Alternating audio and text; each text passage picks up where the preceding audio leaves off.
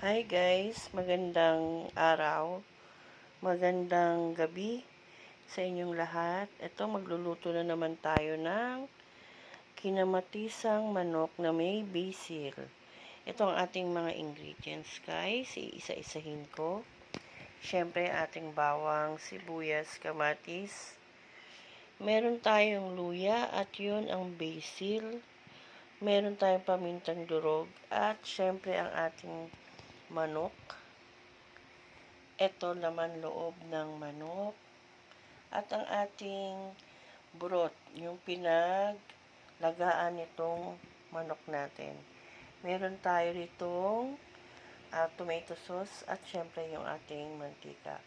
So let's go guys, atin lutuin na natin ang ating kinamatisang manok.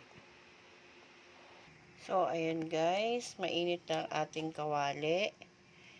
Lagyan na natin siya ng mantika.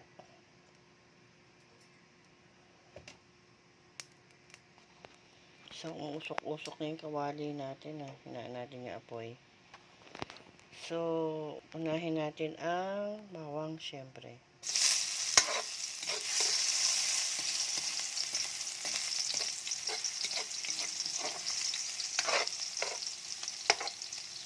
Ayan.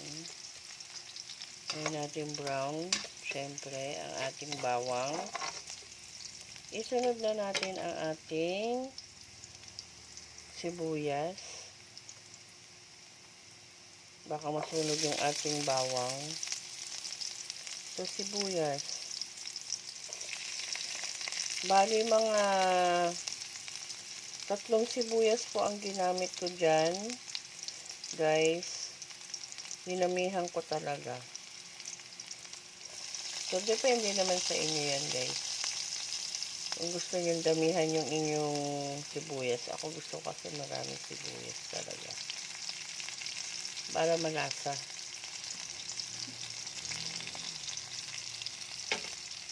Ayan.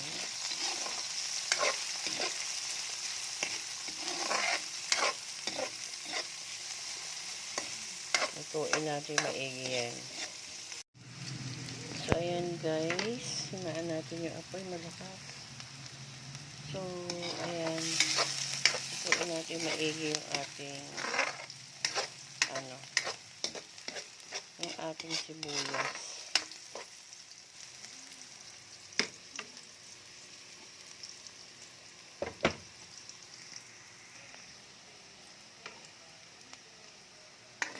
So, ayan. So, isunod na natin yung ating kamatis. Dahil sa kinamatisang manok siya, dinamihan ko talaga ang kamatis guys. Total, mura naman yung kamatis ngayon. So, dinamihan ko siya guys ng kamatis. Hindi lang yung 10 pirasong kamatis yung inilagay ko dyan. Yun nga lang, hindi naman siya ganun kalaki. Medyo tama lang sa size.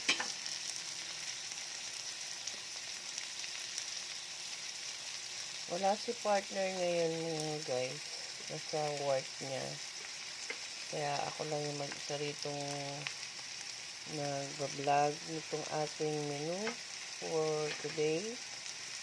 Ang ating kinamatisang manok.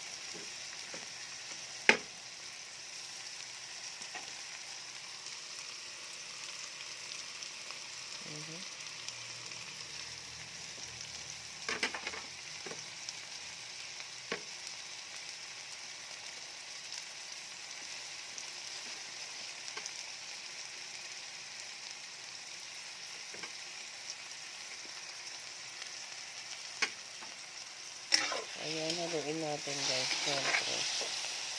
Dagdagan ko ng konting mantika guys. Ayan, konti lang. So, haluin natin maigi.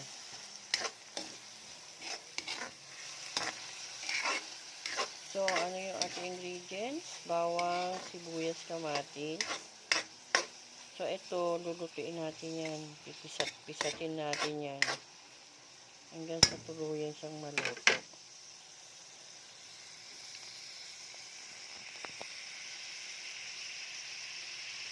So, lakasan ko ng konti yung ating apoy. So, pisain natin guys ha. Yung ganyan. Para maluto siya. As in, lutong-luto.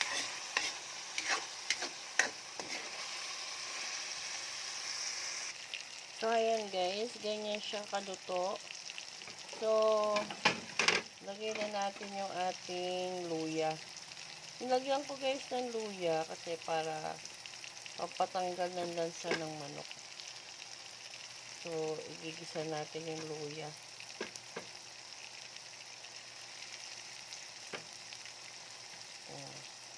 Depende naman sa inyo yun guys kung gusto nyo lagyan ng luya, pero para sa akin pampaalis yun ng lansa ng manok.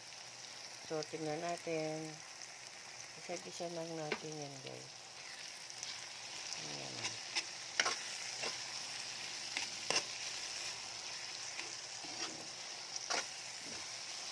Ang gisang-gisa yung kamatis. Nakita nyo guys. Durog na durog.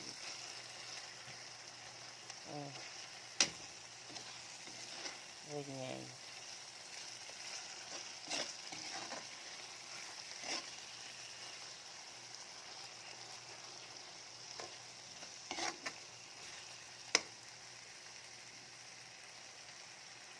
So, yung next natin ay yung laman loob ng manok. So, ayan, nalagay ko. Unang-una ay yung ating laman loob ng manok. May taba-taba to guys ng ng manok. Ayan guys. Kasi nga, pong ginamit nating manok dyan, kal. Yung po bang nagbibigay sa atin ng ng itlog everyday, sila yung mga nangingitlog. So, ayan guys. Kung pwede naman dyan yung yung galing sa poultry, yung 45 days, pwede naman, pero ginamit namin ditong manok ay yung kal na manok. Yan yung manok na matigas guys. Kaya bago pa namin to yung gagamiting manok, pinressure muna namin. So, ayan guys. So, hayaan lang natin siya dyan. Kasi, magmamantika yan guys. Itong itlog, para maluto rin. Hininaan ko yung apoy para hindi naman siya masunog ang ating ingredients. So, takpan muna natin guys. So, guys, tara, tignan na natin kung ano ay itsura niyan. So, ayan guys. Yung ating nilagay kanina. So, ayan na. So, lagay na natin din yung ating ibang manok. So,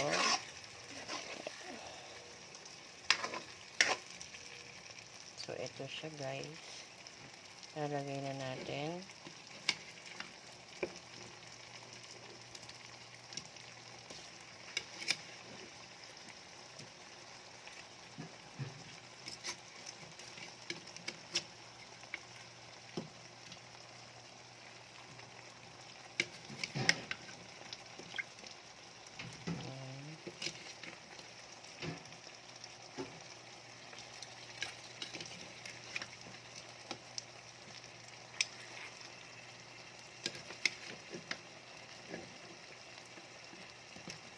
So, ilagay na natin yung ibang manok guys.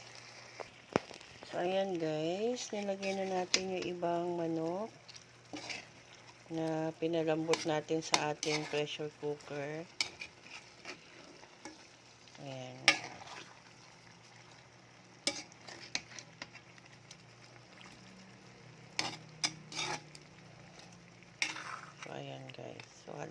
natin yan hanggang ilalim.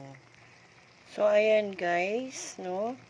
Haluin natin siya hanggang ilalim. So, haluin natin. Tapos, lagyan na natin siya ng pinaglagaan ng manok kanina.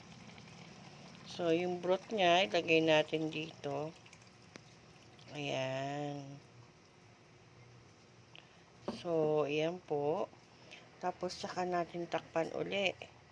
Para antayin natin kumulo, guys. So, takpan natin uli, no? So, ayan. Antayin natin kumulo, guys. So, guys, ayan. Tignan na natin, no? Ah, wow, ayan. Kumulo na maigi, no? So, ilagay na natin yung ating sauce. Ayan. So, ilagay na natin.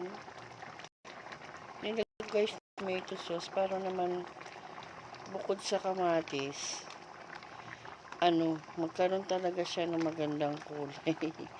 Medyo napuputlaan ako dun sa kamatis lang ba. So, ayan guys. So, para medyo mapula-pula naman. So, ayan guys. So, lalagyan ko siya ng chicken bouillon. No? So, guys, lagay na natin yung ating pinale. So, ayan guys, nilagyan ko na rin ng paminta. So, ayan na. Ganyan na yan guys. So, ayan guys, luto na siya. Masarap yan guys. Try nyo sa bahay nyo. Please like and share and subscribe po. See you next vlog guys. Thank you so much for watching. Paki-share na lang po ang ating mga video nang tayo ay dumami na. Maraming salamat po. Thank you. Bye.